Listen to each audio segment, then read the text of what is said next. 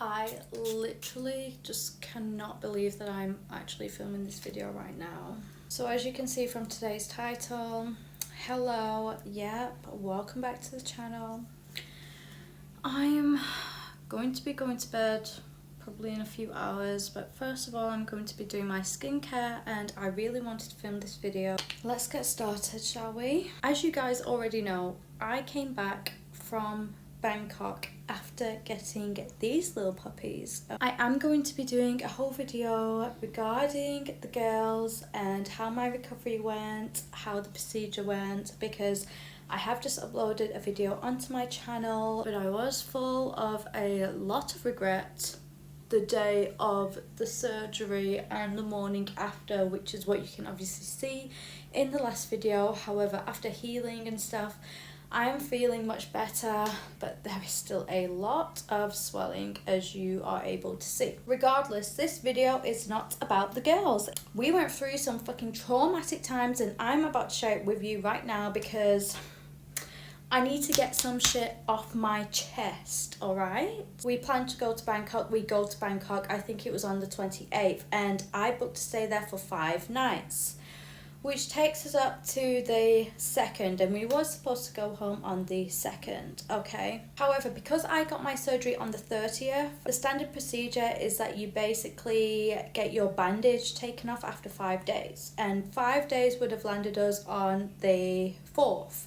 However, on the 4th was a very important day and I had another appointment coming up, so I couldn't stay there until the 4th, and I spoke to the surgeon and we agreed to meet at the hospital on the 3rd. So I booked an extra night in Bangkok and stayed there for 1 extra night until the 3rd. I checked out on the 3rd in the morning, headed over to the hospital, got my bandages removed, and then we left Bangkok. That night, we came back from Bangkok at around 4 or 5 p.m. and after that, everything was normal. I was in a lot of pain and I wasn't able to carry my daughter, which I know that I was going to struggle with. Obviously, anyone knows after you get a boob job, you aren't actually able to carry anything. Me personally, my personal experience was pretty bad. It was pretty rough on the recovery side of things. I mean, I've seen videos of girls, they've got their boob job and they are fine, literally the same day. They are all good to go. My experience just wasn't like that. Again, the standard procedure is that you aren't allowed to lift anything for at least 3 or 4 weeks. With that being said, my mum had an appointment on the 4th, which I wasn't actually able to attend with her, but it was important that we obviously came back together. Because she was the one who was taking care of my daughter during that time. So she was going to be away for 2 nights and then she was going to come back on the 5th. It's really funny because previously to this, I posted onto a local Facebook group asking for a babysitter. And if anyone can recommend me a nanny just for 2 nights while my mum's away, because I was worried that I wasn't going to manage alone. But then when I actually got back, I was feeling much better than I did previously, so I decided to delete the status and I was like, do you know what, I'll manage by myself because my daughter is so well behaved. She can walk, she listens to what I say, and I felt like we would be able to manage just fine. We obviously fall asleep. I'm super tired. I'm still taking meds. I'm taking my pain relief. My body's healing, and when I heal, I need to rest. So we kind of went into bed probably around 10 p.m. She was very sleepy, but after going into the bedroom, we didn't actually go to sleep until 12 midnight. At 12 midnight, we both went to sleep. I was scrolling on my phone for a little bit and then literally just fell asleep straight after. And I did hear it was raining outside and there was a little bit of a storm, but nothing too serious. 2:45, my daughter woke up and she was crying. She was really crying and I couldn't really get her to settle. Obviously, normally when she cries in the middle of the night, I pick her up, I ease her back to sleep, but because I'm not able to pick her up or even hold her against my chest because they are so sensitive, I ended up just calming her down and eventually she did fall back asleep half an hour later, so at 3:15. By this time, at 3:15, when she fell asleep, I was now wide awake because I've just had to force myself to stay awake for half an hour to ease her back to sleep. I'm now wide awake, so I start scrolling on my phone for a little bit until I decide it is time that I get some sleep as well, because otherwise I'm going to be really exhausted. I'm trying to go to sleep, but I'm really struggling to, which is really weird. And eventually I think I did doze off, but not into a proper sleep. I was just like resting my eyes, and I suddenly hear this noise. Obviously it's always the wind, it's always a bird, it's always something, but I hear a noise, and funnily enough it sounded like it was just coming from like this wall here, and outside here is like the garage.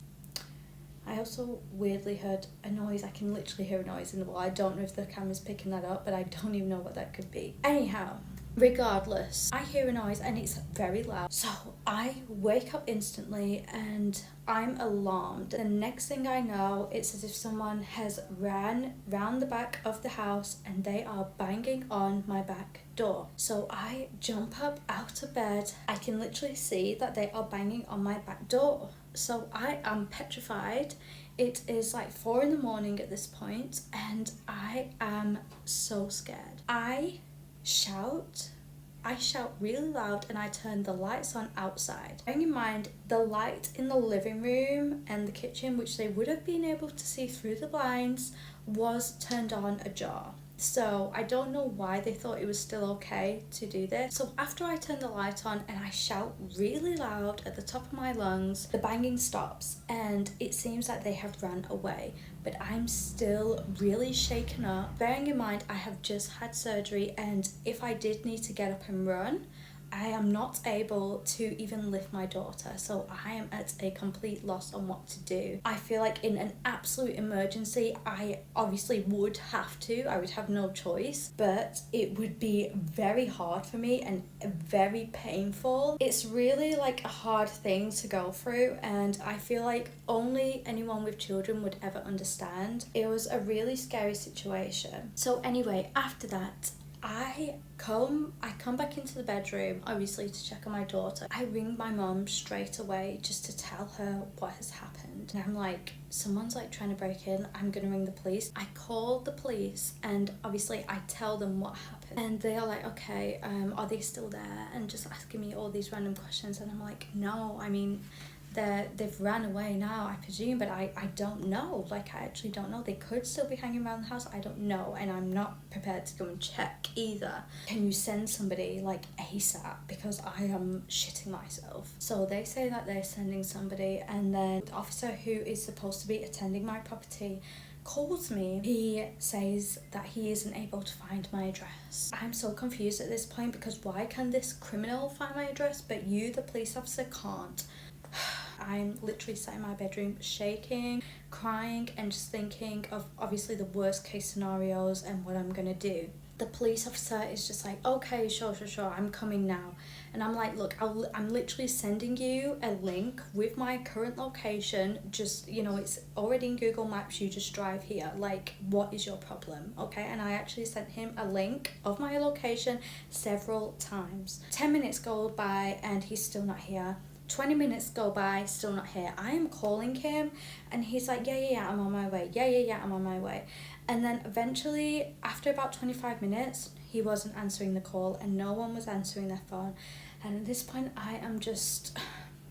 I'm lost for words. Obviously, my mom's messaging me frantically at this point. I really start thinking of what I'm going to do, because I'm also extremely worried, not only for my own safety, but for my daughter's safety. And you never know what the intentions are of that other person. After about 30 minutes go by, what I decide to do is I decide to order a taxi. I am going to order a taxi. Whether I get in the taxi and go to the police station myself, I just want to get to safety. Also, I do feel like if a car was to pull up and park outside my house, if there is anyone there, then they would obviously run away and they would kind of know that, you know, like, I've got backup, okay? So that was my plan of action. I order a taxi. Because it's so late at night, it was taking a while for somebody to respond, and eventually I managed to get a car and they say that they are coming in 10 minutes time. Now, whenever I order a taxi, it always shows the registration number and the driver. I get a text message saying, where do I pick you up? And also, by the way, here's my registration number because it's actually a different car that I'm coming in to than what is shown on the app. It's 4 o'clock. It's actually 4:30 at this point, okay? It's pitch black. Thunderstorming, okay? We are in a storm. I feel like I am about to get murdered, and you are now telling me that you are coming in a different car that is not registered on the app.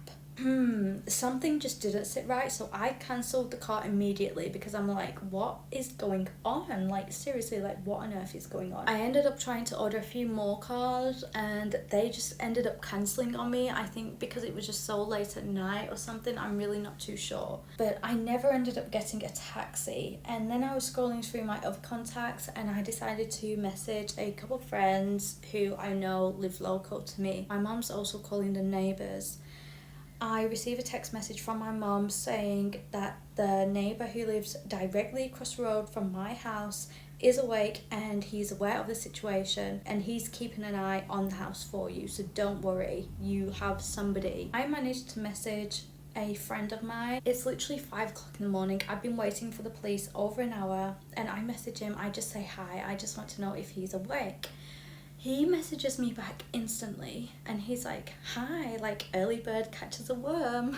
And I'm like, oh my god, thank God for a reply. But yeah, it's not necessarily like early bird catches a worm. It's like I'm awake early because I'm about to get murdered. Come and help me. So he messages me back and he's like, don't worry, I'm on my way, I'll be there in 3 minutes. So he drives straight here and he's here literally in the 3 minutes time. Obviously I go outside to meet him, and by that time my neighbour also comes out. He's obviously keeping an eye on the house for me, and he explains that he didn't want to knock on the house because he thought that I might get scared and thought maybe it was the bad guys. However, he's already on the phone to the police, and literally seconds later the police just come whizzing by.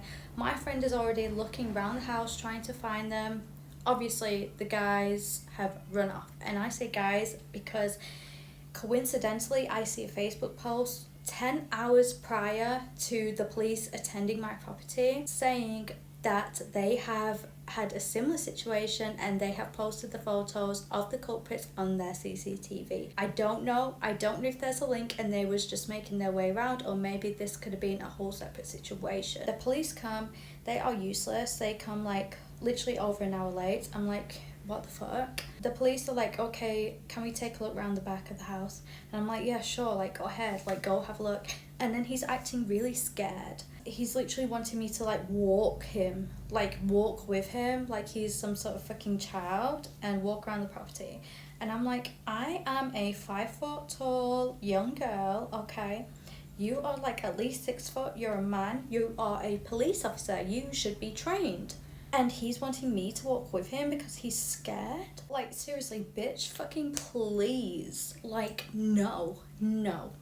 But anyway, at this point, I was so pissed. I mean, obviously, I was glad that they attended, but it was a little bit too late, and he wasn't picking up the phone.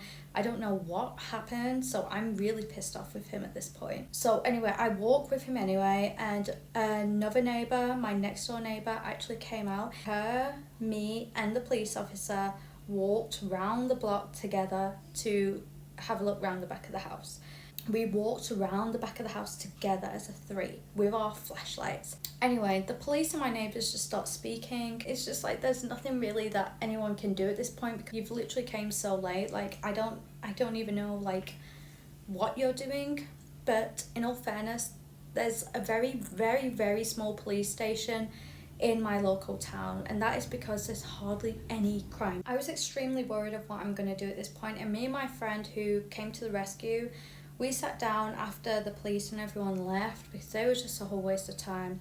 We sat down and we was trying to think strategically. Obviously my friend was just there to listen, which I really appreciate, and I was not comfortable staying in the house. Not only the fact that I'm alone with my daughter, but also the fact I feel vulnerable and just very targeted. So I decide that I'm either going to get a hotel or I'm actually going to hire somebody to come and stay with me for the night. I was very leaning towards a hotel until I decided that I don't want to run away and I don't want to live in fear. So I decided to stand my ground, but I did hire somebody to come and stay the night with me. They are actually just opportunists, so meaning they saw the house was empty and they saw it as a perfect opportunity to break in and try and make some extra cash. Little do they know that I actually came back on that very night. I actually spoke to a few other local people. It has happened to them in the previous years as well. It's never anything violent, but it's literally just someone trying to make some money. I respect all hustles, but not that. I really don't. I mean, there's